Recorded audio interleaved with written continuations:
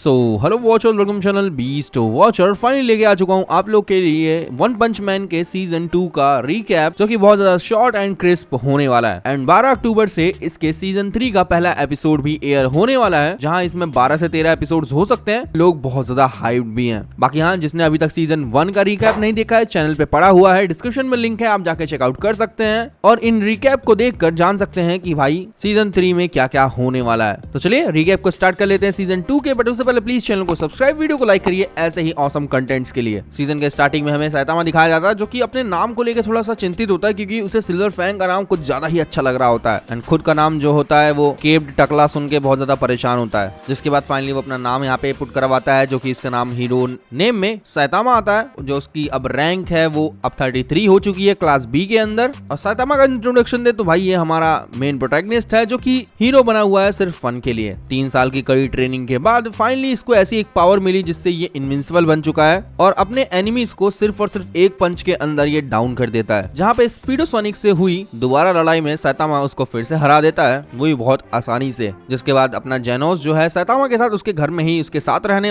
लग रहा होता है। एंड हर किसी से वही यही कहता फिरता है कि वो सैतामा का चेला है या फिर उसका शिष्य है। वैसे यहाँ पे जेनोस जो है सैतामा के साथ इसलिए घूम रहा है ताकि वो उसके जो स्ट्रेंथ है उसका पता लगा सके और वो खुद भी इतना ज्यादा पावरफुल बन सके। जेनोस करंटली एस क्लास का हीरो है, जो कि पता नहीं क्यों सैतामा का चेला बन के घूम रहा है भाई। जहाँ पे एक रोबोट से हुई फाइट में अपना जेनोस जो होता है उस रोबोट से भाई अकेले भिड़ जाता है। बाकी सैतामा तो पूछता ही है भाई मैं तेरी मदद करूं, लेकिन हाँ अपने सैतामा ने अपने जेनोस से बोल रखा है कि भाई तुझे ना एस क्लास के टॉप 10 रैंक में आना है, जिसकी वजह से वो मॉन्स्टर से अकेले लड़ने का ज्यादा सोचता है। सैतामा और जेनोस दोनों ही हीरो एसोसिएशन में वर्क करते हैं एज अ हीरो। देन हमें नया हीरो एसोसिएशन दिखाया जाता है, जो कि पिछले ही सीजन में लास्ट में बनाया गया था। अगर आपने सीजन 1 का रिकैप नहीं देखा तो प्लीज जाके देखना। अब यहाँ पे जो हीरोज की रैंकिंग होती है वो सी से लेके एस क्लास तक होती है। हमारा जो सी क्लास है उसका रैंक 1 का हीरो मूमेन राइडर है, जहाँ पे क्लास बी रैंक की जो हीरो 1 है उसका नाम हेलिश बिजार्ड है। और ये जो हीरोज की रैंकिंग होती है ये इनके कॉम्बैक्ट बेसिस पे होती है, कंट्रीब्यूशन जो सोसाइटी में लोग देते हैं उसके बेसिस पे होती है। यहाँ पे हमें और भी हीरोज दिखाए जाते हैं, जैसे कि आयरॉन होता है, ओकामा इताची होती है, बुशी ड्रिल होता है। लेकिन हाँ जो एस क्लास के हीरोज होते हैं वो कुछ ज्यादा ही पावरफुल होते हैं। जिसके बाद हमें यहाँ पे टर्बल टॉर्नेडो दिखाई जाती है, जिसकी पावर देख के भाई साहब तुम हचक्के रह जाओगे। क्या ही टेलीकिनेसिस की पावर है भाई इस लड़की के अंदर। और ये हमारी एस क्लास की रैंक 2 की हीरो है। तो हाँ जो एस क्लास के हीरोज हैं उनमें अलग ही एक लीग चल रही है कि कौन कितना ज्यादा पावरफुल है, किसके अंदर कितना कॉम्बैक्ट पावर है। जिसके बाद हमें यहाँ पे क्लास एस का रैंक 10 भी दिखाया जाता है, जो कि पिक गुड होता है। क्लास एस रैंक 9 भी दिखाया जाता है, जो कि होता है ड्राइव नाइट होता है। और एक दिन जेनोस और सैतामा रास्ते में मिलते हैं हमारे एक और हीरो से, जो कि रूमर होता है इसके बारे में कि ये बंदा ना अर्थ का सबसे ज्यादा स्ट्रॉन्गेस्ट हीरो है, जो कि है एस क्लास रैंक 7 किंग। जहाँ पे सैतामा और जेनोस इसको मार्केट में घूमता हुआ देख रहे होते हैं और जेनोस तो बोलता भी है कि मास्टर इतना ज्यादा पावरफुल है कि आपको अभी हरा दे और इसके पास तो स्ट्रॉन्गेस्ट हीरो का टाइटल भी है। अब सैतामा इसको लेके बहुत ही ज्यादा इंटरेस्ट दिखा रहा होता है और पूछता भी है कि लेकिन ये यहाँ पे क्या कर रहा है भाई। जिसके बाद यहाँ पे एक मॉन्स्टर आ जाता है अपने किंग के सामने और ये एक जाइंट रोबोट मशीन होती है, जिसका नाम गॉड G4 होता है। जहाँ पे वो जो रोबोट होता है वो अपने कुछ AI सिस्टम को, कॉम्बैक्ट सिस्टम को चेक कर रहा होता है और टेस्ट करने के लिए यहाँ पे पब्लिक के सामने आ चुका होता है, जहाँ पे उसे किंग मिल चुका होता है। जिसके बाद वो किंग से बोलता भी है कि चलो ठीक है, जब मुझे इतना कुछ करना है तो अपने मैक्सिमम स्ट्रेंथ के साथ मुझसे लड़ना, ठीक है। किंग तो यहाँ पे बिल्कुल डरा हुआ नहीं लग रहा होता है, एकदम काम लग रहा होता है। लेकिन हाँ यहीं से सीन कट करके हमें दिखाया जाता है कि वो एक पब्लिक टॉयलेट में भाई रो रहा है, डर के कांप रहा है भाई, उसकी सिट्टी पिट्टी गुल हो चुकी है। वो आदमी दिल पकड़ के अपना बैठा हुआ है कि भाई मैं स्ट्रॉन्ग नहीं हूँ यार, मैं तो बस एक बेरोजगार हूँ 29 साल का। वो तो हीरो भी नहीं बनना चाहता था, कहता है बेचारे की लाइफ खराब हो चुकी है भाई। जिसके बाद किंग यहाँ पे डर के भाग ही रहा होता है और यहाँ से भाग के वो अपने घर चला जाता है। जिसके बाद वो यही रियलिटी से बचने के लिए वीडियो गेम्स खेलना चालू करता है, जहाँ पे उसे वीडियो गेम एक्साइटिंग लग रहे होते हैं। और यहीं पे एक वीडियो गेम में उसका जब नाम पूछा जाता है तो अपना बोल रहा था कि सही नाम तो असली नाम तो थोड़ी बताऊंगा मैं, असली नाम क्यों यूज करूं मैं गेम के अंदर। जिसके बाद वहाँ पे उसके पीछे सैतामा होता है, वो बोलता है कि अरे तो तुम किंग नाम क्यों नहीं यूज करते थे, जो कि किंग को अजीब तो लग रहा होता है। लेकिन वो पीछे मुड़ के देखता, अरे क्या तुम मेरे घर में कैसे आ गए। जिसका सैतामा पूछता अरे तुम तो बहुत ज्यादा स्ट्रॉन्ग एस क्लास के हीरो हो ना। किंग की सिट्टी पिट्टी गुली हो रही होती है क्योंकि सैतामा जो है बिना इनवाइट किए उसके घर में घुस आया होता है। जहाँ पे सैतामा जब उससे पूछने ही वाला होता है कि भाई तू वहां से भाग के क्यों आया, अचानक से उनके ऊपर एक जो है बड़ी सी क्रो मॉन्स्टर जो है अटैक कर देती है। जहाँ पे सैतामा तो उसे अपने एक हाथ से रोक लेता है, बट किंग की फट रही होती है। जहाँ पे सैतामा बोलता भी है कि देख रहे हो ये सारे थ्रेट्स तुम्हारे तरफ कैसे बढ़ते हुए चले आ रहे हैं। जहाँ पे हमें दिखाया जाता है कि कैसे किंग बस इन मॉन्स्टर से डर के भाग ही रहा है और वो मॉन्स्टर उसके पीछे आना छोड़ ही नहीं रहे हैं। जहाँ पे हमें उस वैक्सीन मैन का भी सीन दिखाया दिखाया जाता है, जहाँ पे वो वैक्सीन मैन लोगों को परेशान कर रहा होता है, उसमें से अपना किंग भी होता है एंड वो भी मरने की हालत में ही होता है। वहाँ पे सैतामा की एंट्री होती है और सैतामा तो वैक्सीन मैन को हरा ही देता है, हम लोग को पता ही है पिछले सीजन में। अब जब वैक्सीन मैन मरा था या फिर बाकी जो मॉन्स्टर मरे थे, गलती से वहाँ पे किंग हमेशा होता था, जिसकी वजह से लोगों को लगा कि ये सब काम जो है अपना किंग ही कर रहा है। किंग ने आज तक कोई भी एक फाइट नहीं लड़ी है, तो हाँ अब तक उसका पावरफुल होना, उसका सबसे ज्यादा स्ट्रॉन्गेस्ट हीरो होना पूरे अर्थ पे, वो सब झूठ था। जिसके बाद सैतामा तो यहाँ समझ जाता है, लेकिन हाँ यहाँ पे एक और फ्लैशबैक दिखाया जाता है जहाँ पे अपने किंग को कैसे उसके आंखों पे चोट लगी थी एक मॉन्स्टर के द्वारा, वो दिखाया जाता है। लेकिन हाँ उस मॉन्स्टर से भी यहाँ पे सैतामा ने ही उसे बचाया था, लेकिन हाँ उस टाइम पे सैतामा जो है वन पंच मैन नहीं बना था और बॉल्ड नहीं हुआ था, जहाँ पे अपना किंग उसे पहचान के रोने ही लग जाता है। जिसके बाद हम लोग यहाँ पे हीरो एसोसिएशन पहुंचते हैं और यहाँ पे कुछ मीटिंग वगैरह चल रही होती है। वैसे हाँ पिछले ही सीजन में हमें बताया गया था जो ग्रेट सीयर थी शिबाबावा, वो मारी जा चुकी है। जिसके बाद हीरो एसोसिएशन ने ये जो बढ़ते हुए मॉन्स्टर्स है या फिर जो थ्रेट्स हैं उनके चलते यहाँ पे एक रिस्पॉन्स टीम फॉर्म की है, जो कि earth doom prophecy emergency response team है, जो कि हमारी जो ग्रेट सीयर थी उनकी जो वार्निंग है उसको ढूंढने का काम करेगी। तो हाँ अभी करंटली जो है ऐसा मुसीबत आने वाली है पूरी मैनकाइंड के ऊपर जिसको हम भी नहीं जानते या फिर हम भी शायद न जीत पाए। लेकिन हाँ हम लोग यूनाइट होके हमारे जो हीरोज हैं पूरे के पूरे 390 सी क्लास के, 101 बी क्लास के और 38 ए क्लास के और 17 एस क्लास के, ये सब इनफ नहीं है। तो हाँ हीरोज की शॉर्टेज है इस कारण से, तो इसीलिए जो यहाँ पे हीरो एसोसिएशन है वो अब जो है अंडरग्राउंड की तरफ मूव कर चुका है, जहाँ से वो रिक्रूट कर रहे हैं बाउंटी हंटर्स को और ऐसे टाइप से गुंडों को यहाँ पे। अब इन्हीं गुंडों के ग्रुप में से या फिर अंडरवर्ल्ड लोगों के ग्रुप में से एक बंदा होता है जिसका नाम गारो होता है, जहाँ पे वो बोल ही देता है कि भाई तू इन सबको भी मिला ले तब भी ये मुझे नहीं हरा पाएंगे। जहाँ पे जो अपना स्पीकर होता है वो कहता है अरे तू कौन है बे? गारो अपना नाम गारो बताता है, जहाँ पे बताता है कि उसने बहुत सारे जो मार्शल आर्ट डोजोस हैं उनको तबाह कर दिया है और वो मॉन्स्टर माफिक हो चुका है। जिसके बाद यहाँ पे गारो कहता है चलो ठीक है तुम सब के सब आ जाओ, देखते हैं किसमें कितना है दम, और अभी यह देख लेते हैं कि कौन ज्यादा स्ट्रॉन्गेस्ट है। जिसके बाद गारो जो कि मॉन्स्टर से बहुत ज्यादा ऑब्सेस्ड होता है, वो इन सबको मारना पीटना काटना चालू कर देता है। जहाँ पे 3 जो है ए क्लास के हीरो भी होते हैं तो इनको वो धाराशाही कर देता है। भाई इन सबको मारने के बाद अपना जो गारो स्पीकर से बोलता है चलो ठीक है ये सब ठीक ठाक ही था ना गारो द मॉन्स्टर के डेब्यू के लिए। जहाँ पे गारो ने आज जो है एक टाइप के वॉर का डिक्लेरेशन कर दिया है, जहाँ पे उसने बोलता है कि आने वाले 6 महीने में और भी ज्यादा स्ट्रॉन्ग हो जाएगा। जिसके बाद वो हीरो एसोसिएशन में दोबारा आएगा और इस बार फ्रंट डोर से आएगा। जिसके बाद गारो को जो है यहाँ पे एक वांटेड मैन डिक्लेयर कर दिया जाता है हीरो एसोसिएशन के द्वारा। लेकिन हाँ इसके बाद भी जो गारो है वो अपने मॉन्स्टर बनने की चाह को कंप्लीट करते हुए और भी हीरोज को मार रहा होता है। जिसके बाद वो हराता है अपने tank top master S class के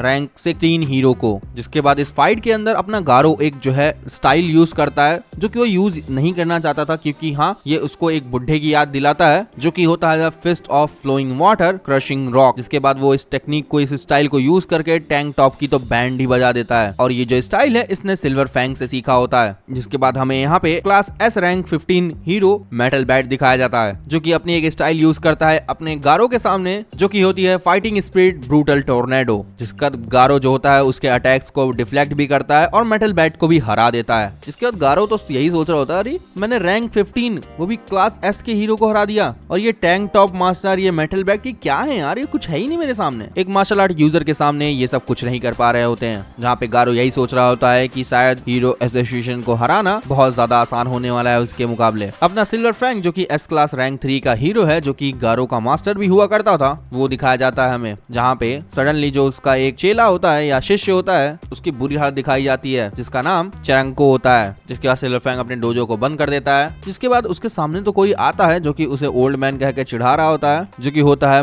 master of fist of whirling wind slashing steel bomb. जी गाइस, जो कि अपने सिल्वर फैंग को बस चिढ़ा ही रहा होता है, गालियां ही दे रहा होता है। जहाँ पे पता चलता है कि ये दोनों भाई भाई हैं भाई, जहाँ पे दोनों लोग यही सहमति दिखाते हैं कि उन लोग को जो है गारो को रोकना ही पड़ने वाला है, क्योंकि हाँ जब उसने सिल्वर फैंग के डोजो को बर्बाद कर दिया है तो वो आगे चल के बॉम्ब के डोजो की तरफ भी आएगा, जिसका उसे रिस्क बिल्कुल भी नहीं लेना है। जहाँ पे अपना सिल्वर यही मेंशन करता है कि भाई देख ना आसान भी नहीं है, हमें सावधान रहना पड़ेगा, हमें पता नहीं है कि ये हरामी गारो पता नहीं कितना ज्यादा पावरफुल हो चुका है अब तक। जिसके बाद हमें बहुत सारे यहाँ पे मॉन्स्टर्स वगैरह दिखाए जाते हैं। जो गारो है अपने मार्शल आर्ट को यूज करते हुए इतना ज्यादा केपेबल है कि वो एस क्लास के हीरोज को हरा सकता है। एंड जिसके बाद अपना जो सैतामा होता है वो भी थोड़ा ज्यादा इंटरेस्टेड हो जाता है मार्शल आर्ट के चक्कर में, क्योंकि उसे गारो यूज कर रहा होता है। जिसके बाद वो अपने चरंको से भी मिलने आया होता है। अब भाई चरंको ने एक टूर्नामेंट में भी पार्टिसिपेट किया होता है जिसमें वो तो अब नहीं जा सकता है, लेकिन हाँ सैतामा उसकी जगह जाने वाला होता है एक विग लगा के, क्योंकि हाँ ये जो टूर्नामेंट होता है ये मार्शल आर्ट्स के ही अराउंड होता है, तो सैतामा को जाके वहाँ पे देखना होता है कि मार्शल आर्ट आखिरकार चीज क्या है।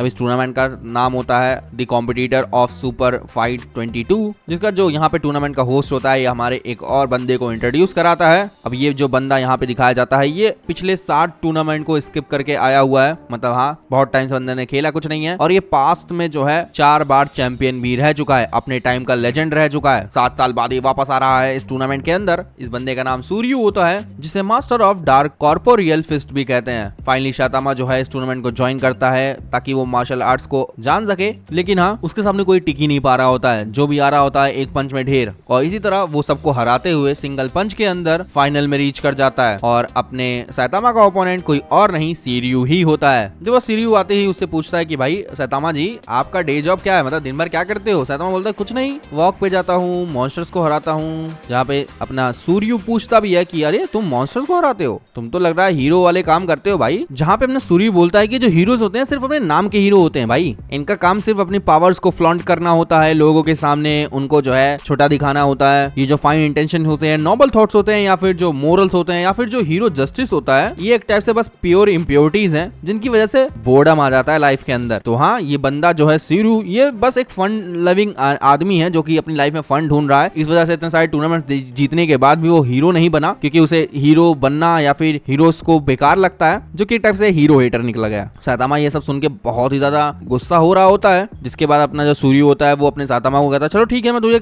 एडवाइस देता हूँ, ऐसा तू स्ट्रॉन्गेस्ट दिख रहा है तो मैं तुझे एडवाइस तो दे ही सकता हूँ ना। जिसके बाद सूर्य उसे एक लात मारता है और उसका जो विग होता है सैतामा का वो उड़ जाता है। जिसके बाद सैतामा कहता है अरे सर तू अकेला नहीं है जो कि सिर्फ अपने मन की करना चाहता है। जिसके बाद अपना जो है सैतामा सीरियू को ही एक एडवाइस देते हुए कहता है कि अगर तू भाई ऐसी चीज के पीछे है जिसमें तुझे मजा आए या फन आए तो आगे चल के और स्ट्रॉन्ग मत बनियो। सैतामा जस्ट उसे एक पंच का फ्लो मारता है, जिसकी वजह से भाई इस बंदे के कपड़े ही फट जाते हैं। जहाँ पे सैतामा कहता है अरे नहीं नहीं ये मैं हमेशा क्या करता रहता हूँ, अभी तो जस्ट मैंने इस कहानी को खत्म ही कर दिया था फाइट को। जहाँ पे ये सब देख के सब लोग सरप्राइज ही हो रहे होते हैं कि आखिरकार हो क्या रहा है। जहाँ पे होस्ट भी बता रहा होता है या जो कमेंटर होता है वही बोल रहा था अरे ये तो बहुत ज्यादा शॉकिंग चीज हमें देखने को मिल गई 4 अंकों के हिसाब से कि ये बंदा अब तक सिर्फ विग पहन के लड़ रहा था। जिसके बाद यहाँ पे जो सैतामा है वो डिस्क्वालीफाई कर दिया जाता है क्योंकि वो किसी और की जगह लेने की कोशिश कर रहा होता है। एंड यहाँ पे जो टूर्नामेंट है वो खत्म हो जाता है और अपना सीरियू जो है फिर से विनर बन जाता है। लेकिन हाँ जब उसकी अवार्ड सेरेमनी हो रही होती है उसी के बीच में आता है एक बंदा जो कि आते ही दिख रहा होता है बहुत बड़ा मॉन्स्टर, और कहता है कि भाई तुम लोग भी मॉन्स्टर बनने वाले हो। अब जो है सिटी ना पूरी केओस के अंदर है जहाँ चारों तरफ सिर्फ मॉन्स्टर ही मॉन्स्टर घूम रहे हैं। हम लोग को एक जगह दिखाई जाती है। अब ये ना sinister plot of monster association होता है, मतलब हाँ एक टाइप से हीरो एसोसिएशन, और यहाँ पे है मॉन्स्टर एसोसिएशन। हमें ये एसोसिएशन देखने को मिलती है मॉन्स्टर वाली, जहाँ पे एक बहुत बड़ा मॉन्स्टर होता है, जहाँ पे वो लोग ऐलान करते हैं कि वो लोग सिर्फ 3 दिन देने वाले हैं इन लोगों को, और इसी टाइम के बीच में इन सबको असेंबल करना है अच्छे खासे हीरोज को, ताकि ये लोग जो आके इसको रेस्क्यू कर सके। अब ये खबर जो है पूरी के पूरी मीडिया में पूरे के पूरे लोगों में फैल ही रही होती है कि जो मॉन्स्टर एसोसिएशन है उन्होंने स्टेटमेंट जारी किया है कि वो इन सब की रिस्पॉन्सिबिलिटी ले रहे हैं जो भी यहाँ पे तबाही देखने को हमें मिल रही है, और एक टाइप से एक डिक्लेरेशन ऑफ वॉर हो चुका है और वो लोग हीरोज को चैलेंज कर रहे हैं। बाकी हाँ एक जो मॉन्स्टर अपीयर हुआ था टूर्नामेंट के अंदर जो कि खुद को गोकेत्सु बताता है, जो कि मॉन्स्टर एसोसिएशन से आया होता है, और ये बंदा ना पहली जो सुपर फाइट हुई थी ना उसका विनर था। तो हाँ ये बंदा ना जो भी मॉन्स्टर बन चुका ये हीरो हुआ करता था, बट हाँ अभी ये मॉन्स्टर बन चुका जिसके अंदर बहुत ज्यादा पावर है। जहाँ पे गोकेत्सु बहुत ज्यादा दुखी होता है कि वो जो पहले था और जो अब है उसमें कितना ज्यादा डिफरेंस है। जिसके बाद वो कुछ उन लोगों को फ्रूट्स फेंक के देता है और कहता है कि भाई चलो ठीक है ये मेरी तरफ से गिफ्ट समझो जो मैं तुम लोग के लिए लेके आया हूँ, और तुम लोग भी मेरी तरह हो जाओ। ये इन चीज का नाम मॉन्स्टर सेल बताता है। जिसके बाद एक एक करके जो मार्शल आर्टिस्ट होते हैं वो ट्रांसफॉर्म होना चालू हो जाते हैं मॉन्स्टर्स के अंदर उन मॉन्स्टर सेल्स को खा के। जिसके बाद अपना जो सीरियू होता है वो भी जो होता है मॉन्स्टर एसोसिएशन के चक्कर में कि भाई उसे तो पावर चाहिए ही नहीं, वो उन सेल्स को खाने से मना कर देता है क्योंकि वो इस सेल को खाने के बाद अगली दिखने लगेगा, इस वजह से वो उसको नहीं खाने वाला है। तो हाँ अगली दिखने से अच्छा वो मरना पसंद करेगा। जिसके बाद फाइनली अपना सीरू अटैक कर देता है अपने गोकेत्सु पे, बट गोकेत्सु भाई उसको पटक पटक के मार ही रहा होता है। जिसके बाद हमें दिखाया जाता है जो कि अपना बाकुजान होता है जो कि मार्शल आर्टिस्ट होता है और वो भी मॉन्स्टर बन चुका होता है, वो भी अपने सूर्यू को बहुत बुरी तरह मार रहा होता है। जहाँ पे चिल्लाता है कि अरे कोई मेरी मदद करो। फाइनली इस बंदे को किसी हीरो की जरूरत पड़ चुकी है जिनसे ये नफरत करता था। आयरन देख रहे हो भाई, जहाँ पे अपना सूर्यू बोलता भी है कि कोई अगर हीरो है तो प्लीज आके मेरी मदद करो भाई, मैं यहाँ हूँ, हीरोज आओ मेरी मदद करो। जिसके बाद फाइनली उसके सामने आता है अपना साइतामा, कहता है अरे भाई मैं वही हूँ जिससे पहले तू मिला था और तूने अच्छी लड़ाई की अपने बलबूते पे भाई, चल ठीक है कोई बात नहीं, आखिरकार तुझे हीरो की जरूरत पड़ी गई, अब मैं संभालूंगा यहाँ से। जैसा सीरू जो होता है उस टकले को देख के अपने सैतामा को तो पहचान जाता है और सैतामा एक पंच में बाकुजान को गायब ही कर देता है भाई। एंड उसके बाद वो गोकेत्सु को भी एक ही पंच के अंदर खत्म कर देता है। तो हाँ, अभी जो सुपर फाइट हुई थी उसके अंदर सैतामा को ना ही ज्यादा एक्साइटमेंट हुई, ना ही वो भरा भरा सा फील कर रहा है। तो ये जो टूर्नामेंट हुआ इसमें कुछ सैतामा का कुछ फायदा हुआ नहीं ज्यादातर भाई। दर में सैतामा दिखाया जाता है जो किंग के साथ ही घूम रहा होता है, जहाँ पे वो किंग से पूछता भी है कि क्या सच में बहुत ज्यादा स्ट्रांग होना भी कर्स टाइप का है क्या कुछ भाई। जिसका सैतामा बोलता है कि वो और ज्यादा स्ट्रांग नहीं बनने वाला, बहुत ज्यादा स्ट्रांग ऑलरेडी बन चुका है, चाहे वो जितना भी फाइट कर ले उसे कुछ फील ही नहीं होता है। तो हाँ, ये सब करके बेचारे को कुछ नहीं मिला है और ऐसा कुछ बचा नहीं है जो अब आगे चल के सैतामा सीखे। ये मैटर ही नहीं करता उसने कितने ज्यादा मॉन्स्टर को हराया है,